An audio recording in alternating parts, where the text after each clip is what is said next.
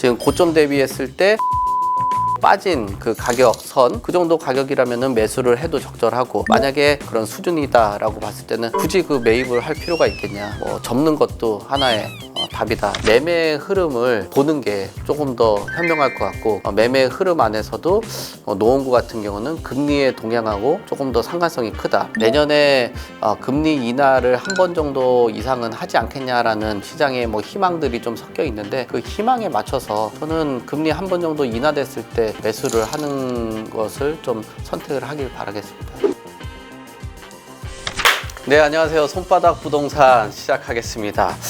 노원구가 일반적으로 보면 가장 늦게 오르는 그런 지역이고, 또 가장 빨리 떨어지기도 합니다. 부동산 시장의 움직임이 어떻게 흘러가냐라고 보려고 한다면 노원구의 집값을 자주 관찰하기도 하죠. 그런데 노원구의 집값이 흔들리고 있습니다. 이를 두고서 2차 하락이 시작됐다라는 평가들도 있는데요. 송승현의 손바닥 부동산에서는 노원구 지역을 한번 살펴보고 향후 집값까지도 한번 알아보도록 하겠습니다. 자, 노원구는 영끌 또 B2의 성지라고도 불리우는 지역입니다. 2021년도를 기준으로 봤을 때 매수자들 2030 세대가 49.2% 정도를 차지할 정도로 굉장히 진입장벽이 낮고, 또 젊은 수요들이 선호를 하는 그런 지역이라고 볼 수 있을 것 같습니다. 지난 4월 강남 상구에 집값이 상승 전환을 했을 때도 노원구는 상승 전환을 하지 못하고 하락을 유지를 하고 있었습니다. 그래서 이 부분 자체를 보고서도 노원구의 집값이 올라가기가 좀 어렵지 않겠냐 평가도 있었는데, 3개월이 지난 7월에서는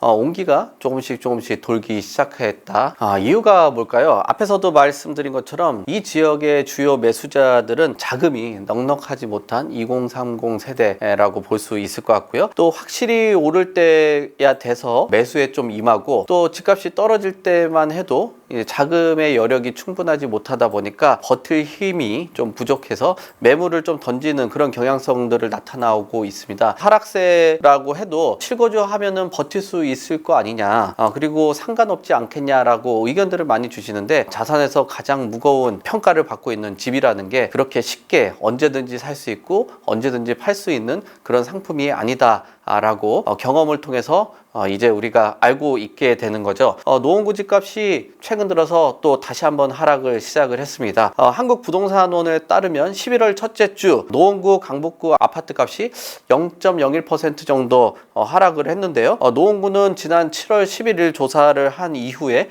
17주 만에 떨어졌고요. 또 강북구는 2주 만입니다. 서울의 25개구 중에서 가장 빠르다라고 평가를 해볼 수 있고요. 노원구 하면 가장 많이 찾게 되는 게 상계, 중계 이 지역인데요. 이 지역의 분위기는 어떨까요? 지금 매수는 줄고 있고 호가는 내려가고 있는 그런 추세라고 볼 수 있을 것 같습니다. 거래량 한번 살펴보겠습니다. 노원구 거래량이 지난 10월 196건을 기록을 했는데요. 200건 아래로 오기는 지난 3월 이후 7개월 만에 나타난 겁니다. 11월에도 145건을 기록을 했습니다. 거래량의 추이가 내려가고 있다는 게 가격에서도 나타날 것 같아요. 가격 한번 살펴보겠습니다. 가격을 보면은 노원구 상계동 상계주공 16단지 전용 59제곱미터가 되겠습니다. 지난 11월 4억 원에 거래가 됐는데, 이게 해당 평형 신고가 7억 3,100만 원 대비했을 때 무려 3억 3,100만 원이 하락을 한 금액입니다. 중계동 한번 살펴보겠습니다. 중계그린 전용 49제곱미터가 지난 4월 4억 6천만 원에 거래가 됐습니다. 2021년 10월 거래가를 보면은 7억 2천만 원을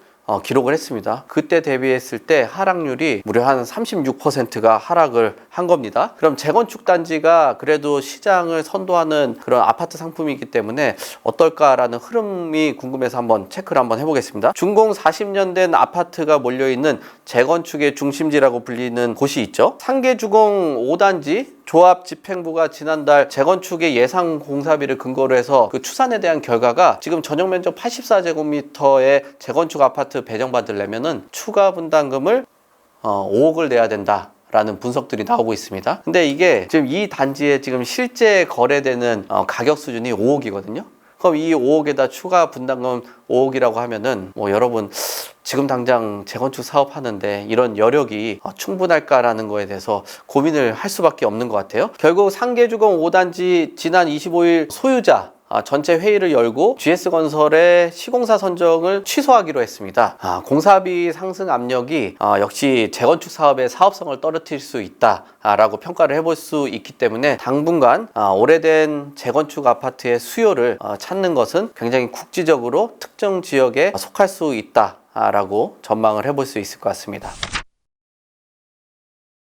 지금 상황에서는 대출의 의존도가 높다라는 것은 금리의 영향을 크게 받는 상황이거든요. 미국에서 기준금리 인하라는 그런 신호를 내기는 했지만 지금 당장의 그 집값 흐름이 반등하기에는 좀 제한적이지 않겠냐라고 봐야 될 것 같죠. 오르내림의 반복은 있겠지만 그래도 안정적으로 매수를 하고 시장의 가격이 형성이 된다라고 봤을 때는 그래도 지금 짧은 텀으로 생각을 해본다라면은 내년 하반기 정도를 봐야지 그래도 안정적인 진입이 아닌가 그렇게 보여집니다. 지금 노원구 같은 경우는 다른 지역 대비했을 때 대출 의존도가 크고 그다음에 세대에 대한 분포 이런 것들이 조금 다양하지 못하다 보니까 투매 현상들이 나타나고 있는 그런 지역이라고 개인적으로 좀 생각을 하거든요. 전세 가격이 받쳐준다라고 해도 노원구의 집값을 굉장히 견고하게 받치기에는 좀 어렵지 않겠냐라고 보는 입장이에요. 왜냐하면은 오피스텔이라든지 또 비아파트 상품 같은 경우도 전세가율이 굉장히 높거든요. 그렇다고 하면은 이 높은 전세가율이 매매가를 무조건 올린다라고 평가하기는 좀 한계가 있거든요. 매매 흐름을 보는 게 조금 더 현명할 것 같고 매매 흐름 안에서도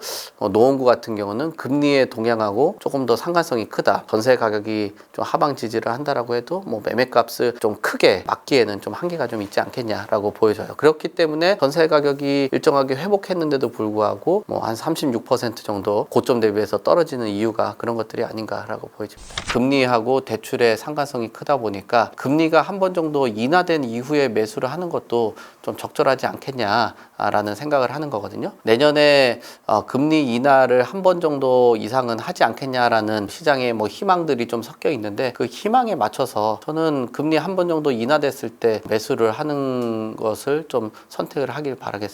신생아 특례 관련돼서 어떤 기대감들을 좀 갖고 있는 것 같아요. 근데 특례보금자리론이 출시가 되고 나서 가격 회복력이 좋았잖아요. 근데 또 반대로 해석하면은 이 특례보금자리론으로 시장에 유동성을 공급하고 그 유동성이 일정한 거품을 또 만들어낸 상황이거든요. 뒤늦게 매수를 하신 분들은 이 2030 세대들은 굉장히 힘든 상황을 겪을 수가 있다라는 거예요. 그러니까 유동성 공급됐을 때 자산 시장의 빠른 회복세 또는 자산 시장의 가격의 리스크도 같이 고민을 해봐야 되는 거예요. 만약에 초반에 접근을 하신다면은 그래도 좀 저렴하게 주택 마련을 할 수 있겠지만 유동성이 계속적으로 지속적으로 공급되고 있을 때 만약에 끝자락에 매입을 하게 된다라면은 위험할 수도 있겠다. 지금 고점 대비했을 때 한 30% 이상 정도 빠진 그 가격선 그 정도 가격이라면은 매수를 해도 적절하고 만약에 6, 7억대로 회복이 된 그런 수준이다라고 봤을 때는 굳이 그 매입을 할 필요가 있겠냐. 접는 것도 하나의